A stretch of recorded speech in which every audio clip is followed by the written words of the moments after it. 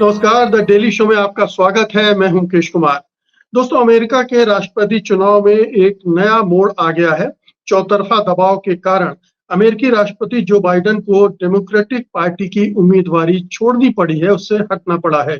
चुनाव के करीब 100 दिन पहले उन्होंने ये ऐलान कर दिया है कि वे चुनाव नहीं लड़ेंगे। साथ ही उन्होंने उपराष्ट्रपति कमला हैरिस की उम्मीदवारी का अनुमोदन भी कर दिया है।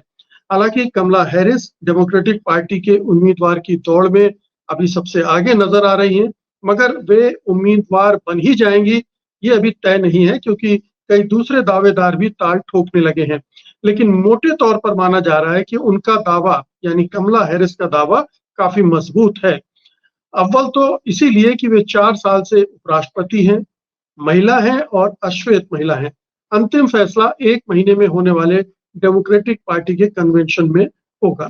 बाइडेन का हटना डेमोक्रेटिक पार्टी के लिए राहत की बात है, क्योंकि ट्रंप के मुकाबले वे काफी पिछड़ते जा रहे थे। डोनाल्ड ट्रंप के प्रचार अभियान के केंद्र में बाइडेन ही थे।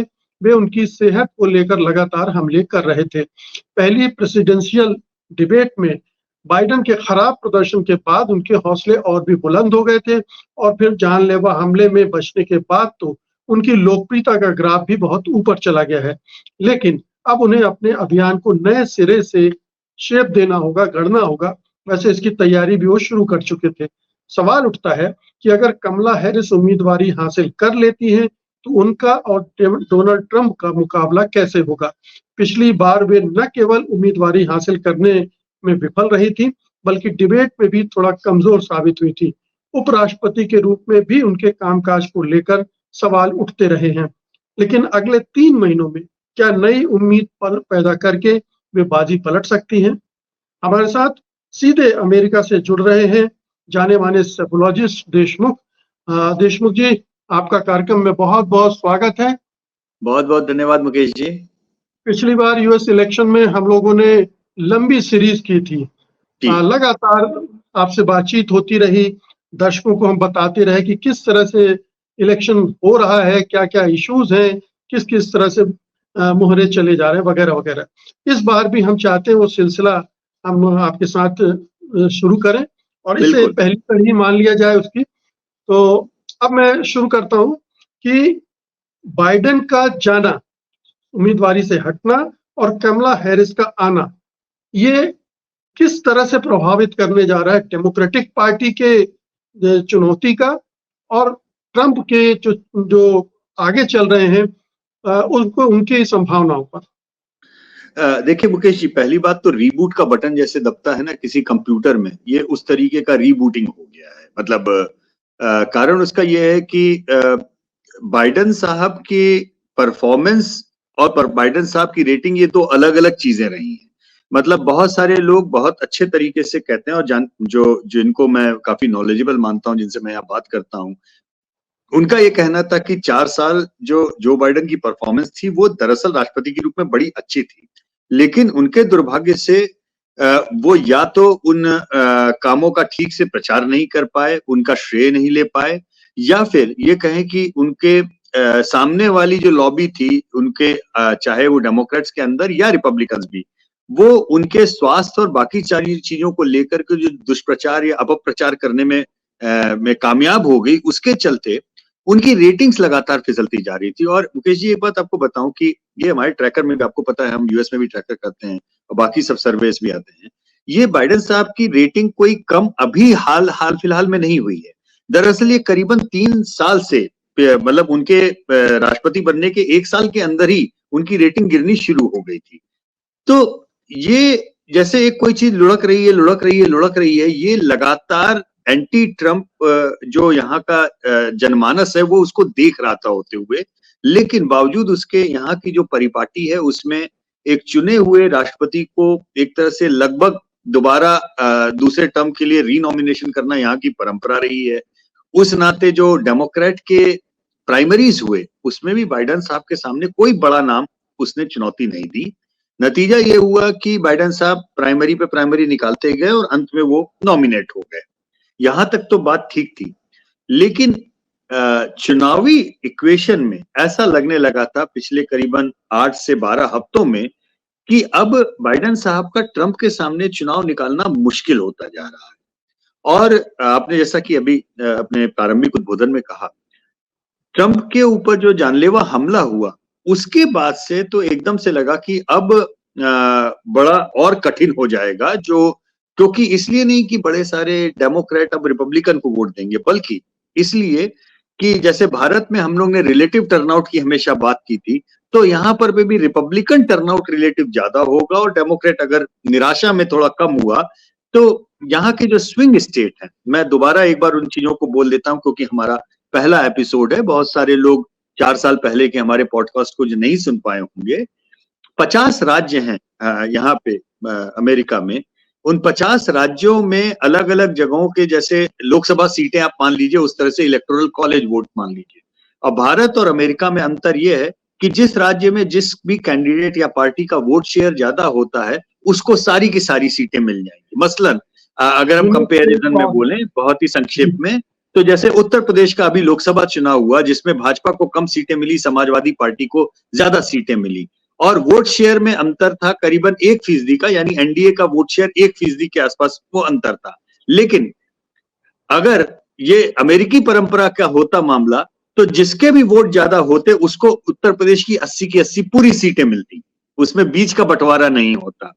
तो ये जो यहाँ की परिपाटी है उसके चक्कर में 50 में से करीबन 40 राज्य यहाँ पे ऐसे हैं जो या तो पूरी तरह ब्लू यानी डेमोक्रेट हैं या पूरी तरह रेड यानी रिपब्लिकन है। केवल 10 राज्य ऐसे हैं जिन्हें पर्पल स्टेट कहा जाता है यानी स्विंग स्टेट कहा जाता है, जिनमें आप माने कि मुख्य लड़ाई है।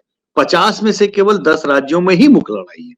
उन मुख्य लड़ाई में अगर रिलेटिव टर्नआउट बढ़ गया रिपब्लिकन्स का तो उस नाते ट्रंप साहब को एक बेहतरीन विक्ट्री मिल सकती है, ऐसा अब पिछले जब से उन पर गोली चली तब से ये माना जा रहा था। और बाइडेन साहब की तबीयत और उसके मद्देनजर तो उन पे प्रेशर था, लेकिन मुझे लगता है कि डेमोक्रेट्स का पूरा जो एस्टेब्लिशमेंट है वो लगातार इस बात को देख रहा था कि बाइडेन साहब अब जीत की कगार पे नहीं जा पा रहे हैं और उनको हटना चाहिए ताकि हम अपना पूरा कैंपेन रीबूट कर सकें। हालांकि जो बाइडेन के जो समर्थक हैं मुकेश जी, वो इस बात को नहीं मानते हैं। दरअसल यहाँ पे तो बातचीत में मुझे कल ही मैं काफी ज्यादा बात कर रहा था 3-4 डेमोक्रेट लीनिंग काफी विचारकों से यहाँ पर, और उनका ये कहना था कि दरअसल एक तरह से डेमोक्रेट्स ट्रंप के फेंके हुए जाल में फंसते चले गए। डोनाल्ड ट्रंप ने इतना ज्यादा जो बाइडेन के ऊपर हमला किया कि ये जीतने वाला कैंडिडेट नहीं है कि डेमोक्रेट्स ने प्रेशर बना दिया जो बाइडेन पे अपने आप को वापस लेने का। लेकिन यशवंत जी, बाइडेन साहब का परफॉर्मेंस भी गड़बड़ था। ये पहली जो प्रेसिडेंशियल डिबेट हुई उसमें एकदम गड़बड़ हुई। हाँ बिल्कुल सही बात है, वो प्रेसिडेंशियल डिबेट तो बिल्कुल वन साइडेड की तरह लगी और उसके कारण बहुत प्रेशर बन गया कि ये इनकी कॉग्निटिव एबिलिटीज जिसे कहते हैं कि उम्र के कारण जो चीज उनकी याददाश्त, एक शॉर्ट टर्म मेमोरी लॉस या उस तरीके की, और उसका प्रचार भी बहुत ज्यादा हुआ। ये भी कहना चाहिए कि जो हमारा सोशल मीडिया है, इस सोशल मीडिया पे बाइडेन साहब का जब कहीं पर भी थोड़ा सा भी ऐसा वीडियो आया जिसमें वो लॉस्ट दिखाई दिए, कहीं गुमसुम से दिखाई दिए, तो उसका प्रचार इतना जबरदस्त हुआ था कि उनको एक तरह से फिजिकली या साइकोलॉजिकली कहें आप अनफिट एक तरह से पब्लिक ओपिनियन में डिक्लेयर करने की रिपब्लिकन प्रचार चला और वो कामयाब रहा, जिसके प्रेशर में अब डेमोक्रेट्स को मजबूरी में एक्चुअली पूरा प्रेशर बना करके बाइडेन साहब को से उम्मीदवारी वापस ली गई है। तो अब क्या हम ये माने कि अब एक नया चुनाव होने जा रहा है? पहले था ये है और उसमें ट्रंप भारी पड़ रहे हैं। अब नया कैंडिडेट आ रहा है डेमोक्रेटिक पार्टी से, ज्यादातर संभावनाएं कमला हैरिस की ही हैं और भी 5-7 लोग ताल ठोक रहे हैं। लेकिन पहला सवाल, क्या कमला हैरिस की उम्मीदवारी लगभग तय मानी जाए? एक, और अगर वो उम्मीदवार बनती है तो ये मुकाबला किस तरह का होने जा रहा है? टेक्निकली स्पीकिंग उनकी उम्मीदवारी अभी तय नहीं मानी जा सकती, क्योंकि जो इनका कन्वेंशन है उसमें बाइडेन साहब ने भले ही अपनी ओर से उनका नाम अनुमोदित कर दिया, लेकिन ये उस तरीके की बात नहीं है कि हमारे सबके ब्लैंक चेक मुकेश जी के पास में आए और मुकेश जी ने बोला कि अब हम यशवंत जी को दे रहे हैं। क्योंकि जैसे ही मुकेश जी ने अपनी नाम की दावेदारी वापस ली तो वो रीसेट हो जाता है।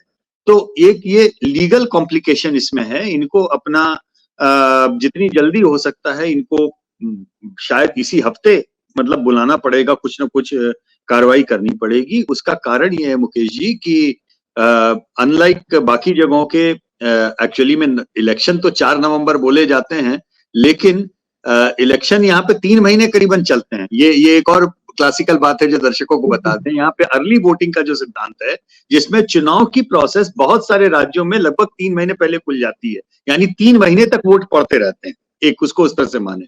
तो ओहायो की जो प्रोसेस है वो सबसे पहले शुरू होने वाली है, और वहां के बैलेट, ओहायो एक स्विंग स्टेट है बाय द वे, बड़ा स्टेट है, और वहां के बैलेट पे नाम जाने के लिए बहुत आवश्यक है कि इसी हफ्ते वो लोग शीघ्रातिशीघ्र अपने नए कैंडिडेट के नाम का अनुमोदन करके क्लियर करें। और उसमें समस्या ये है कि एक तो ये कि टेक्निकलिटी यानी लीगल समस्या कि लोग कैसे उसको अनुमोदन करेंगे, तो उसके लिए उन्होंने कुछ ई प्रोसेस भी इजाद करने की कोशिश की है, जिसमें सारे लोग अगर इकट्ठे नहीं हो पाए तो उनके इलेक्ट्रॉनिक वोट आकर के उसके ऊपर अनुमोदन हो जाए। लेकिन कल से एक चीज और इंटरेस्टिंग मैं ऑब्जर्व कर रहा हूं कि हालांकि बड़े नेताओं ने बाइडेन के अनुमोदन पे कमला हैरिस का समर्थन किया है, बिल क्लिंटन, हिलरी क्लिंटन, उसके अलावा बड़े सारे ऐसे नेता जिनको उपराष्ट्रपति पद की उम्मीदवारी में अब अपनी जगह दिख रही है, क्योंकि 2 जगहें खाली हुई ना, राष्ट्रपति साहब खाली हुए तो उनकी जगह कमला हैरिस गई, तो उपराष्ट्रपति का पद भी उम्मीदवारी का खाली होता है। तो बहुत सारे लोगों का अनुमोदन आ रहा है, लेकिन अभी भी कुछ बड़े नेताओं का अनुमोदन नहीं आया है, जिसमें सबसे बड़ी बात जो कही जा रही है वो कही जा रही है बराक ओबामा और मिशेल ओबामा की ओर से। बराक और मिशेल ओबामा की ओर से जो स्टेटमेंट आए हैं, उन्होंने इस बात का स्वागत किया कि जो बाइडेन अपना नाम वापस ले रहे हैं, लेकिन उन्होंने कमला हैरिस का जिक्र तक कल तक नहीं किया था। उन्होंने बोला कि उम्मीद करते हैं कि डेमोक्रेट्स अच्छा उम्मीदवार लेके आएंगे। तो ये अभी कुछ सलवटें जिसे कह सकते हैं क्या ये स्ट्रेटेजिक हो सकता है, क्योंकि ओबामा और मिशेल ओबामा भी चूंकि अश्वेत हैं, और अगर वो कमला हैरिस के पक्ष में शुरू से कूद पड़ते हैं तो एक दूसरे तरह का ध्रुवीकरण शुरू हो सकता है। तो ये सावधानी क्या वो इसलिए बरत रहे हैं कि बाकी लोग पहले हाँ कर दें, फिर तो हम हाँ कर ही देंगे? मुझे लगता है कि अभी थोड़ा सा कैलकुलेशन उनके यहाँ पे ये चल रहा है कि विनेबिलिटी के ऊपर कि क्या कमला, क्योंकि एक बात ये ध्यान रखिए मुकेश जी कि कमला हैरिस के भी नंबर कोई ट्रंप के मुकाबले बड़े अच्छे नहीं थे। इनफैक्ट कमला हैरिस के नंबर पोलिंग में यहाँ पर सभी पोल्स में ट्रंप के मुकाबले बाइडेन साहब से नीचे ही थे, ऊपर नहीं थे। तो कमला हैरिस को कोई विनेबल बहुत ज्यादा कैंडिडेट ऐसा अभी तक नहीं माना जा रहा था। इसलिए एक यहाँ के डेमोक्रेटिक पूरे सेटअप में एक ये भी बहस है कि कमला हैरिस वाइस प्रेसिडेंट के पद पे जैसी हैं वैसे ही रहें, लेकिन कोई एक ऐसा winnable out of the blue हम कैंडिडेट निकाल के दे जो ट्रंप साहब का सीधा सीधा मुकाबला अच्छा, और ऐसा नहीं कि कैंडिडेट नहीं है, मतलब यहाँ पे मिशिगन की जो गवर्नर हैं और इनके पास में 2-4 बहुत अच्छे कैंडिडेट हैं। लेकिन दिक्कत क्या हुई है कि उन 2-4 विनेबल कैंडिडेट ने कल ये बोल दिया कि हम रेस में नहीं है। उसका कारण ये माना जा रहा है कि वो आगे 4 साल बाद की लड़ाई के लिए अपने आप को सेव करना चाहते हैं। उनका ये मानना है कि अभी अंतिम समय पे हम कूदेंगे तो जलती हुई लंका में क्यों कूदें, जिसमें हम बिना मतलब में अगर हारें तो आगे की मेरी उम्मीदवारी दांव पे लग जाए। इसलिए उन्होंने बड़ी शालीनता से कमला हैरिस का समर्थन करते हुए बोला कि हम रेस में नहीं, जबकि ऐसा लग रहा था कि परसों तक कि अगर बाइडेन साहब का ऐसा होता है तो हो सकता है कि ये लोग रेस में ज्यादा विनेबल कैंडिडेट बने। तो सारी चीजों को मद्देनजर रखते हुए अभी तो मुकेश जी ऐसा लग रहा है कि कमला हैरिस शायद वो कैंडिडेसी पा जाएंगी, क्योंकि उसमें लीगल अड़चन नहीं आएगी। अदरवाइज रिपब्लिकन्स यहाँ पे तो हर चीज कोर्ट में चली जाती है मुकेश जी, हर चीज। मतलब आप तो जानते हैं 2 राष्ट्रपति के चुनाव भी सुप्रीम कोर्ट के द्वारा ही तय हुए। कितनी बार जब यहाँ की स्थिति देखते हैं तो ये हम लोग हंसी मजाक में आपस में बात कर चुके हैं कि भारत के अपने चुनावी पद्धति के ऊपर हमारा भरोसा बहुत बढ़ जाता है यहाँ की सारी अव्यवस्था को देखते हुए। लेकिन लीगल में जैसे कल मैंने पढ़ा, बहुत सारे रिपब्लिकन उसमें लीगली उन्होंने चैलेंज करना ऑलरेडी शुरू कर दिया है। जैसे उन्होंने लीगली ये चैलेंज करना शुरू किया है कि भाई आपने बाइडेन साहब को घोषित किया। कल तो बड़ा इंटरेस्टिंग है, ट्रंप साहब का खुद बयान आया, उन्होंने स्टेटमेंट दिया है उसमें यह कि हमारे इतने करोड़ों करोड़ों रुपए प्रचार में खर्च हुए बाइडेन साहब के खिलाफ, और अब आपने कैंडिडेट बदल दिया, तो जो हमारा पैसा खर्च हुआ हमारा पैसा वापस कीजिए। ये भी वो लीगल केस डाल रहे हैं कि हमारा पैसा वापस कीजिए। इसके अलावा लीगल केस ये बनता है कि जो जहां पे चुनाव के लिए चंदा इकट्ठा होता है लड़ाई करने के लिए, उसमें ये एक लीगल केस डाला जा रहा है कि चुनाव का वो चंदा चूंकि जो बाइडेन के आपके नाम से इकट्ठा हुआ, वो क्या वो पूरा का पूरा चंदा अगले कैंडिडेट के लिए ट्रांसफर किया जा सकता है या नहीं। ये लीगल चैलेंजेस हैं, और लीगल चैलेंजेस में दिक्कत यहाँ पे डेमोक्रेट्स को क्या आ रही है कि यहाँ का सुप्रीम कोर्ट जिसे कहा जाता है, वहां पे वन साइडेड रिपब्लिकन नॉमिनेशन, अपने भारत की तरह हम लोग हमारी समस्याएं अपने तरीके की हैं, लेकिन कम से कम हमारे यहाँ भाजपा और कांग्रेस ये सीधे सीधे विचारधारा के लेवल पे अपने लोगों को सुप्रीम कोर्ट का जज नहीं बनाती हैं, यहाँ पे बनते हैं। तो यहाँ पे ट्रंप साहब जाने से पहले ये दो अलग से सुप्रीम कोर्ट के जज नियुक्त कर गए थे एडिशनल, इसके कारण फिलहाल सुप्रीम कोर्ट जो अमेरिका का है वो पूरी तरह से रिपब्लिकन हो रखा है। ऐसे में ये भी प्रश्न है कि इस तरीके का कोई भी केस जो लीगल के रास्ते पे, न्याय व्यवस्था के रास्ते पे जाएगा, उसमें डेमोक्रेट्स को न्याय मिलेगा इसकी संभावना बड़ी कम है। तो अगर मानिए कल रिपब्लिकन ये केस डाल देते हैं कि भाई साहब ये चुनाव का चंदा सारा तो इकट्ठा किया गया बाइडेन साहब के नाम पर, अब ये बाइडेन साहब का ये चंदा या तो वापस किया जाए जिसको जिसको दिया गया है, या इसको फ्रीज किया जाए, क्योंकि ये नए साहब के लिए चंदा नहीं था।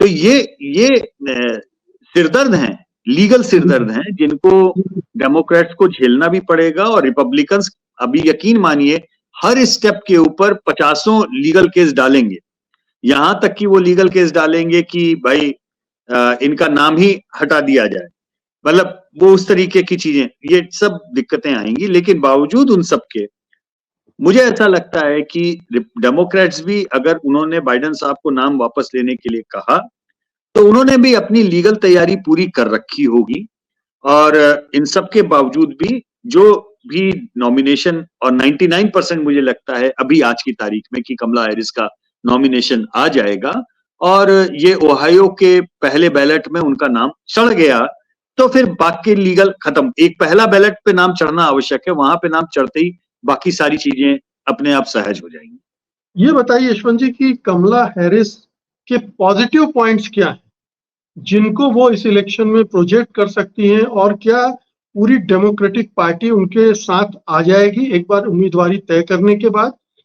ये जो उनका अश्वेत होना, भारतीय मूल की तो है ही, अश्वेत भी है वो, तो क्या ये इस बार, जैसे बराक ओबामा के समय तो ठीक है माहौल बन गया था, इस बार कैसा है? इस बार क्या इस तरह के कैंडिडेट की एक्सेप्टेबिलिटी रहेगी?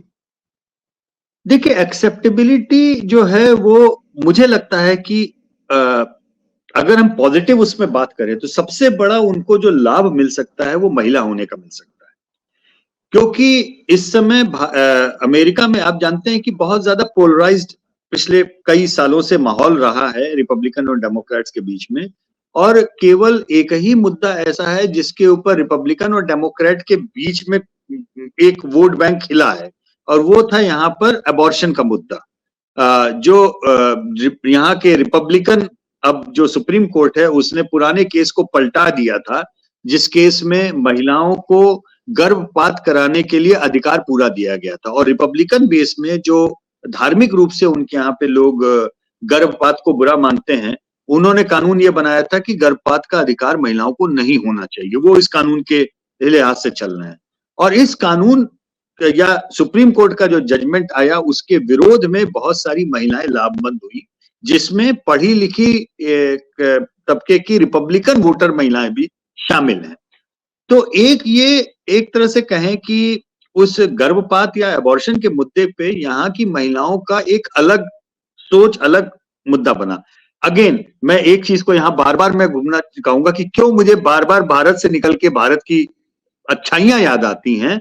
मुकेश जी, हाल फिलहाल में भारत के सुप्रीम कोर्ट ने बहुत क्लियर, जिस समय यहाँ का सुप्रीम कोर्ट ये निर्णय दे रहा था कि महिलाओं को गर्भपात का अधिकार नहीं है, भारत के सुप्रीम कोर्ट ने बोला कि महिलाओं को पूरा अधिकार है, पूरा अपने शरीर पे अधिकार है, और उसमें कोई भी किसी भी तरीके की इफ एंड बट की कोई गुंजाइश नहीं है। ये अंतर है। हम दरअसल ओवर क्रिटिकल हो जाते हैं अपने देश को लेकर के, अपनी संस्थाओं और अपने चीजों को लेकर के। मुझे लगता है कि थोड़ा सा अगर हम अपना दायरा खोल दें, दर्शकों से मेरा अनुरोध है कि वर्ल्ड पॉलिटिक्स और ग्लोबल उसको देखें। क्रिटिकल होना अच्छा है, नहीं बहुत अच्छा है, बुरा है। नहीं नहीं नहीं, बिल्कुल बिल्कुल ये मैं मानता हूँ, नहीं नहीं बिल्कुल ये मानता हूँ। मेरा केवल उसमें ये अनुरोध रहता है कि क्रिटिकल होइए, लेकिन संस्थाओं और अपने देश ने जो अच्छाई है उसको मद्देनजर रखते हुए उसको हम और कैसे बेहतर और करें, इसके लिए हमको क्रिटिकल होना चाहिए। नलीफाई करने या निगेट करने के लिए क्रिटिकल नहीं होना चाहिए, रास्ता आगे। तो यहाँ पे जो महिलाओं का जो vote bank Mukesh ji redefine हुआ है, वो मुझे लगता है कि सबसे बड़ा पॉजिटिव पॉइंट हो सकता है ये अपने जी कमला हैरिस के लिए, क्योंकि उस मुद्दे के ऊपर अगर वो प्रचार कर ले गई अच्छा सा, तो बड़ी तादाद में ऐसी मध्यमार्गी महिलाएं जो रिपब्लिकन्स को भी वोट देती हैं, वो उस मुद्दे पे कमला हैरिस के साथ में महिला होने के नाते वो पूरी तरह से आ सकती हैं, लामबंद हो सकती हैं। अश्वेत तो डेफिनेटली उनका पॉजिटिव पॉइंट है, और अश्वेत यहाँ पे मतदाता बड़ी तादाद में डेमोक्रेट्स को ही वोट देते आए हैं। भारतीय होने का उनको लाभ है। भारतीय मतदाता मुकेश जी यहाँ पे ज्यादातर रहे हैं मूलतः डेमोक्रेट, लेकिन पिछले 10 साल में उसमें बदलाव भी आया है, और वो बदलाव का कारण मुकेश जी मल्टीपल रहा है। वो केवल इसलिए नहीं कि नरेंद्र मोदी प्रचार करने आए और उनका केवल वो नहीं रहा है। देखिए उसमें बड़े सारे असर रहे हैं। एक तो ये कि भारतीय मतदाता चाहे इंग्लैंड में हो चाहे यहाँ पर हो, वो घैटोवाइज्ड वोट नहीं है, वो अलग अलग राज्यों में अपनी सोच के हिसाब से उसने वोटिंग ट्रेंड बनाया है।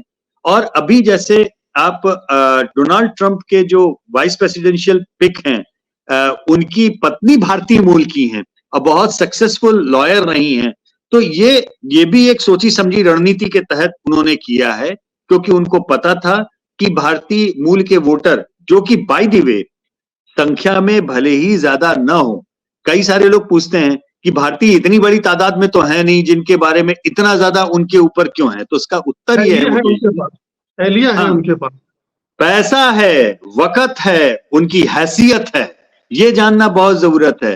क्योंकि अमेरिका की राजनीति 100 साल से यहाँ पे जिसे ज्यू लॉबी कहते हैं, यहूदियों का जो लॉबी है, जो कि यहाँ सबसे बड़ी बिजनेस लॉबी है, वो प्रो इजराइल होने का सबसे बड़ा कारण वो रहा है, क्योंकि यहाँ की राजनीति को पैसे के लिहाज से सबसे ज्यादा ज्यू मतदाता प्रभावित करते रहे।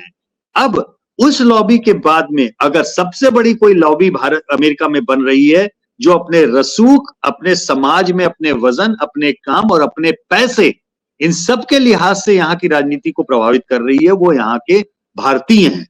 तो इसलिए वो जो वजन बढ़ा है, चाहे इंग्लैंड में बढ़ा हो, इंग्लैंड में तो सुनक साहब बन भी गए, लेकिन वो वजन यहाँ पे जो बढ़ रहा है, उसका फायदा सीधा कमला हैरिस को मिल सकता है। क्योंकि सच्चाई ये भी है मुकेश जी कि पहली बार कोई भारतीय मूल की महिला सीधे प्रेसिडेंशियल टिकट पे है, सीधे प्रेसिडेंट। मतलब किसी को कुछ बोले ना बोले, अगर मानिए मैं यहाँ पे भारतीय मूल का वोटर होता, जिसके पास में अमेरिका का पासपोर्ट होता, तो कहीं ना कहीं देखिए अपने देश, अपने समाज से आई हुई महिला के साथ में हमारी संवेदना, हमारी भावनाएं जुड़ती ही जुड़ती, इसमें कोई संदेह नहीं। तो इसलिए वो रसूख वाले भारतीय वोटर और जिनके पास में फंडिंग है, उनका भी उनको लाभ मिल सकता है। तो ये दो चीजें जो हैं उनके पक्ष में काम कर सकती हैं। लेकिन अभी मेरे ख्याल से 2 प्रेसिडेंशियल डिबेट बाकी है।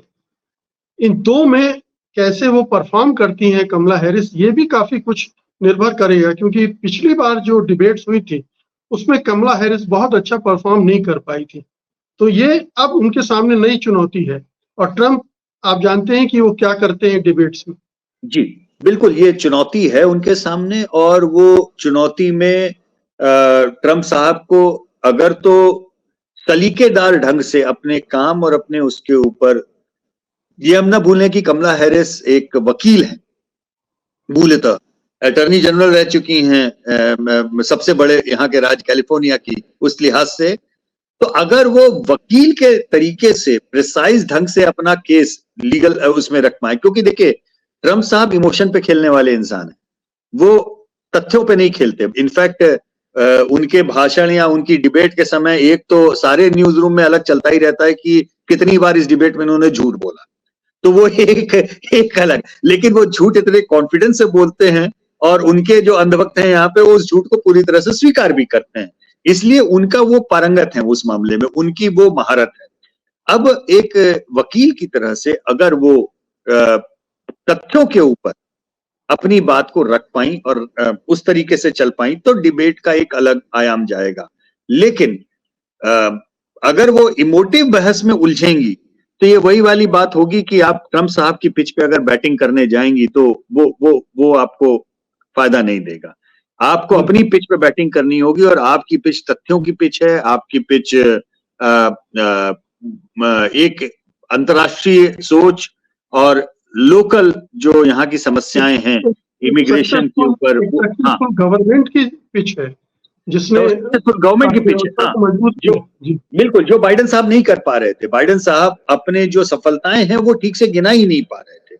मुझे लगता है कि वो उनको बहुत ही ज्यादा सोची समझी और ठंडे दिमाग से एक वकील की तरह से उनको प्रिसीजन के साथ में वो रखना पड़ेगा। और कमला हैरिस पर अटैक करना भी ट्रंप को भारी पड़ सकता है। अगर उनके मुंह से कुछ उटपटांग शब्द निकले तो शायद और भारी पड़ जाएगा। मुझे लगता है कि ये बात उनको पता है, क्योंकि मैं कल से ट्रंप कैंपेन के जो विज्ञापन या वो आ रहे हैं मैंने उनको देखा।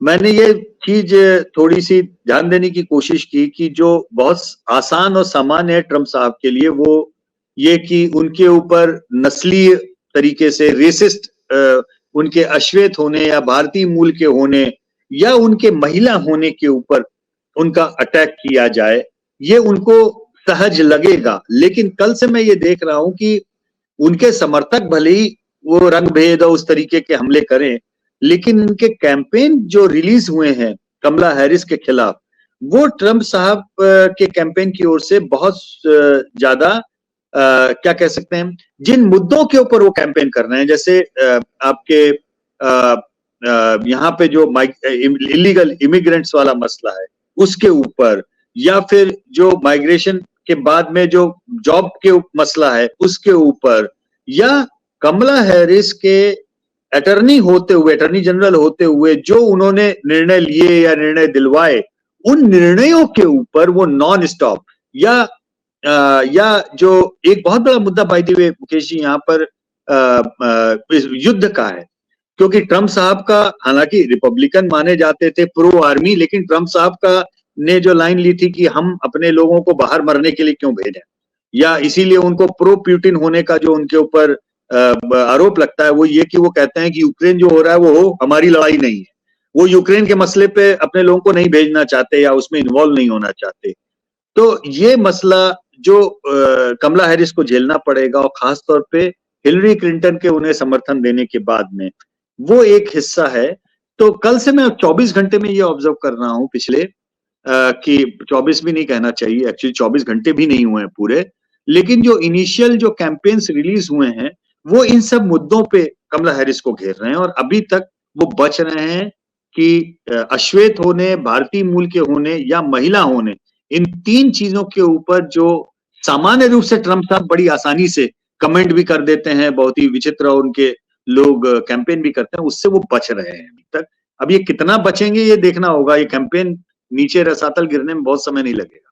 ये 4 साल जो कमला हैरिस का उपराष्ट्रपति के रूप में कामकाज रहा है वो भी सवालों के घेरे में रहा है। कई उनकी नाकामियां हैं और ये माना जाता है कि वो उस तरह से परफॉर्म नहीं कर पाई जिस तरह से उनको करना चाहिए था। ये भी एक मुद्दा बनेगा।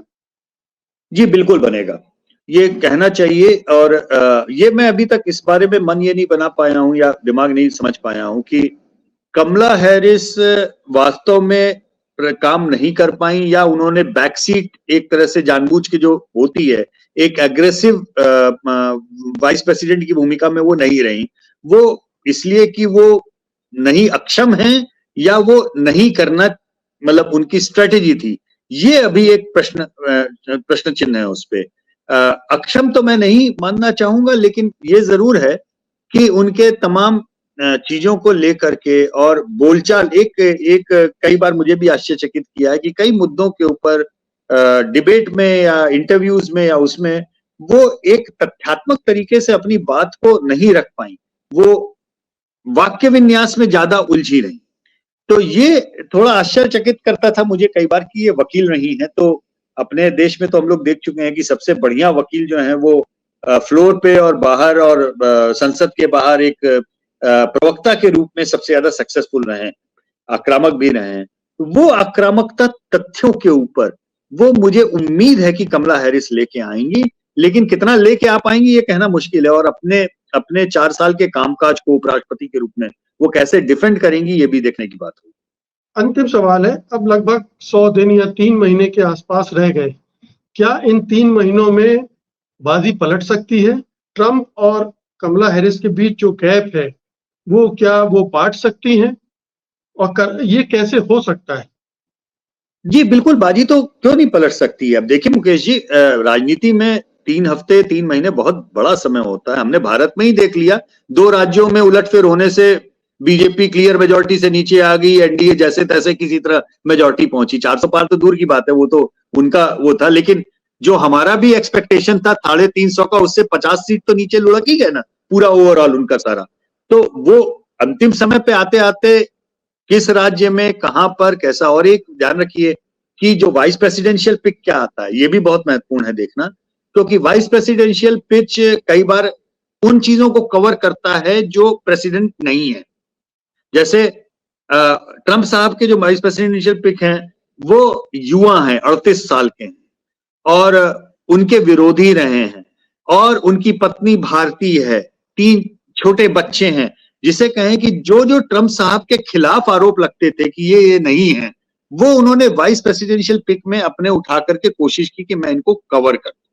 तो कमला हैरिस जो नहीं है वो वाइस प्रेसिडेंशियल पिक में किसको पिक करती हैं? जो उनकी कमियों को पूरा करे। उस तरीके से एक टिकट में जिसे कहते हैं ना टीम है, ये टीम में दूसरा नाम क्या होगा वो भी महत्वपूर्ण होगा।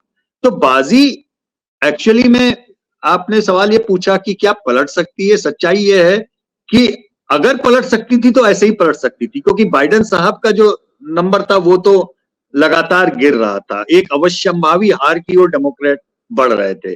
अब कम से कम इस बात का स्कोप खुला है कि शायद अब दोबारा से एंट्री होगी, दोबारा नए सिरे से। कमला हैरिस कोई बूढ़ी नहीं है, युवा है वो भी, मतलब युवा मतलब उस तरीके से उस उम्र दराज में नहीं आती जिस एज ग्रुप में जो बाइडेन या डोनाल्ड ट्रंप आते हैं। अब इसमें एक बार नई तरीके से कैंपेन में जान आएगी और थोड़ा सा जो डेमोक्रेट्स का पूरा सेटअप एक तरह से उदास हताश बैठा था, अगर वो पूरी ताकत से लग गया। और यहां पर जैसा कि आप जानते हैं कि केवल प्रेसिडेंशियल इलेक्शन नहीं होता, उसके साथ में यहाँ की संसद के भी सारे चुनाव होते हैं। तो सारे जो सांसद हैं और इतनी बड़ी तादाद में गवर्नरशिप के भी उसमें चुनाव होंगे, कुछ सीनेट के भी चुनाव होंगे। तो तमाम टिकट्स जो लोग हैं जो डेमोक्रेट साइड के हताश थे, कम से कम उनको एनर्जी आएगी। तो नीचे से वो अगर ताकत से लड़ना शुरू करेंगे तो ऊपर तक पिरामिड में उसका असर पड़ेगा, ये उम्मीद डेमोक्रेट साइड की है। अब लेकिन यहां से अगले 1 हफ्ते में प्रॉपरली उनका नॉमिनेट होना और नॉमिनेशन के बाद में तब हमको नंबर्स में समझ में आएगा कि कितना वो डैमेज कंट्रोल जो बाइडेन वाले टिकट का वो कर पा रही है या नहीं कर पा रही। मतलब अभी हफ्ते 15-20 दिन में कुछ चीजें क्लियर हो जाएंगी, उसके बाद लगेगा कि कमला हैरिस कितनी हैवी वेट है ट्रंप के सामने, किस तरह से चुनौती शेप ले रही जी ना। बिल्कुल बिल्कुल, ये और ये हम लोग अब हम लोग ने शुरू किया है आज ये सफर।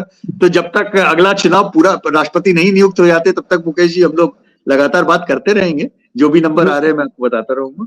बिल्कुल बिल्कुल, बहुत बहुत शुक्रिया यशवंत जी इस बातचीत के लिए, बहुत ही दिलचस्प बातचीत रही। धन्यवाद आपका, नमस्कार।